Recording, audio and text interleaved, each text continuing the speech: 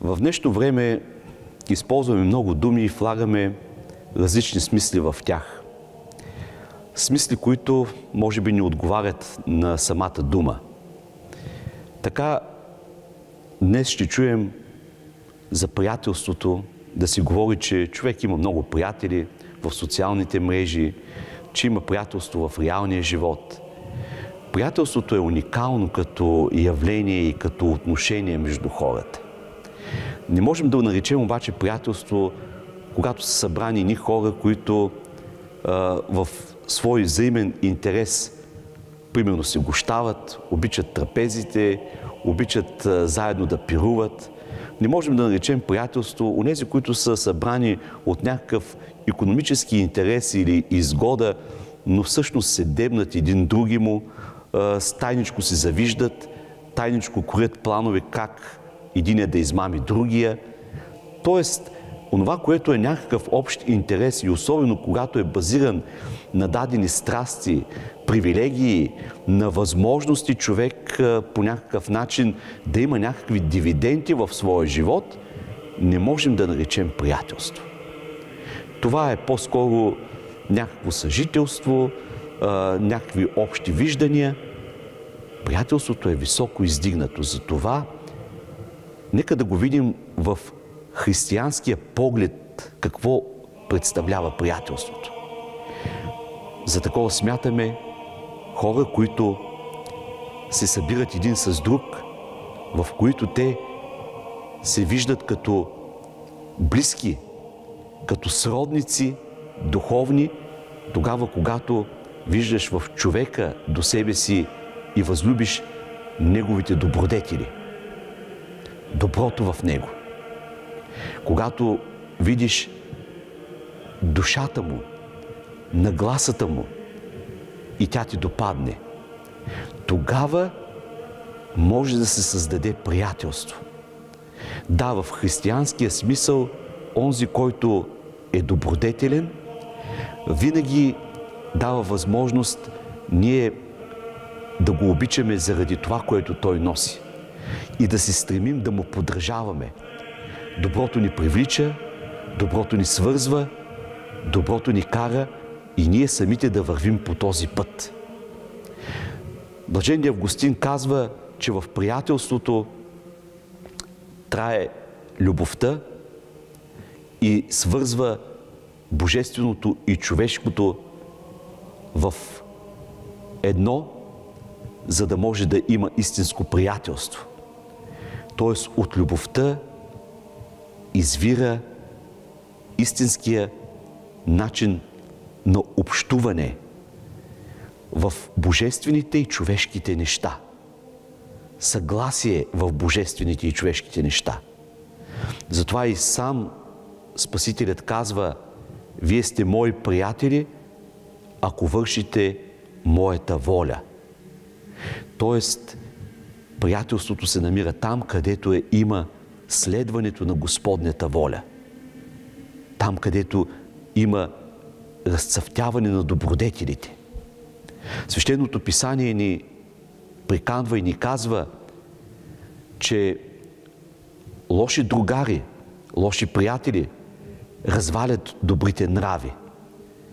Че там, където ние не намерим доброто, там, където не намерим сродната душа, общуването, дружението с такива хора може да ни провали и може да ни откъсне от вярата и от благочестието.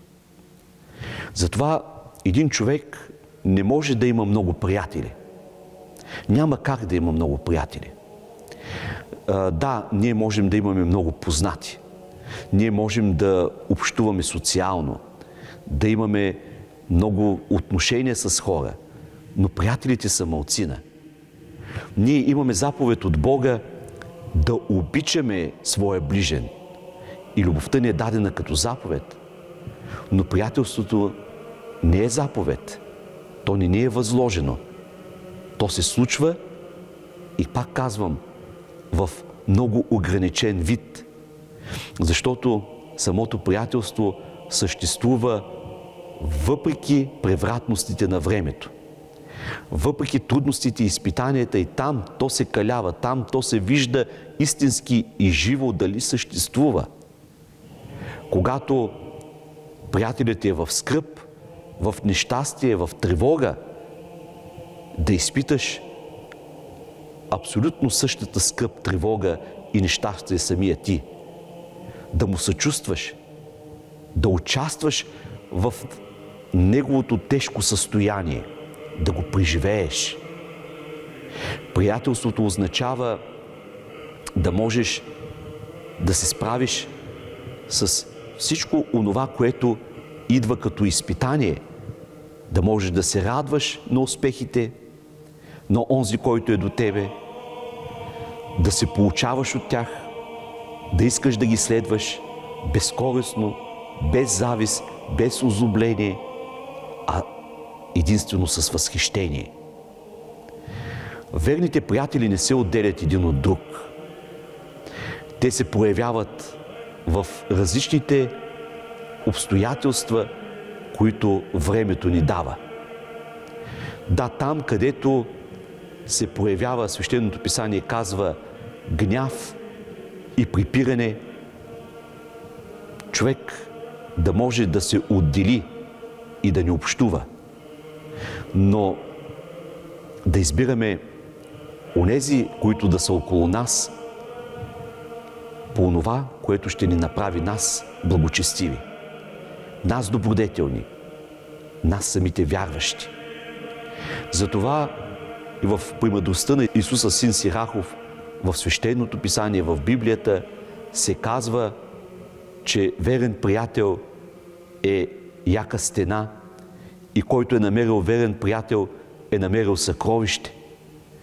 И който има истински приятел, има лек и за живота. Да, приятелите не могат да бъдат много.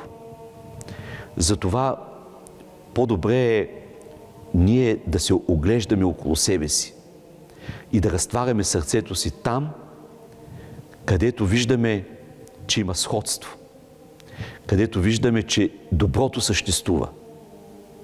Да, пак Писанието ни казва, че ние не трябва да изоставяме приятеля си тогава, когато изпадне в някой грях или изпадне в някакво страстно състояние, знаейки и виждайки, че в него по принцип живее доброто. И това е временно падение.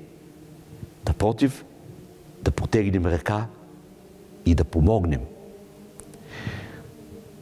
Темата за приятелството е толкова обширна, но ние виждаме истинското приятелство и в самия Господ Исус Христос, който поверява своята майка на свети Йоан Богослов на кръста, защото знае, че той е истински приятел и ще се погрижи за нея. Приятелство, което се ражда в сходството в божествените и човешките неща между хората. Върху добродетелите, върху доброто и добрите души, които се събират. Приятелство, което днес толкова трудно се среща, но ние наричаме едно от най-великите богатства, които можем да имаме в нашия живот. Дай Боже всеки един от нас да бъде обдарен с истинско и живо приятелство, в което цари любовта, разбирателството, взаимното подпомагане и най-вече духовното издигане и стремеж за спасение в самите приятели. Амин.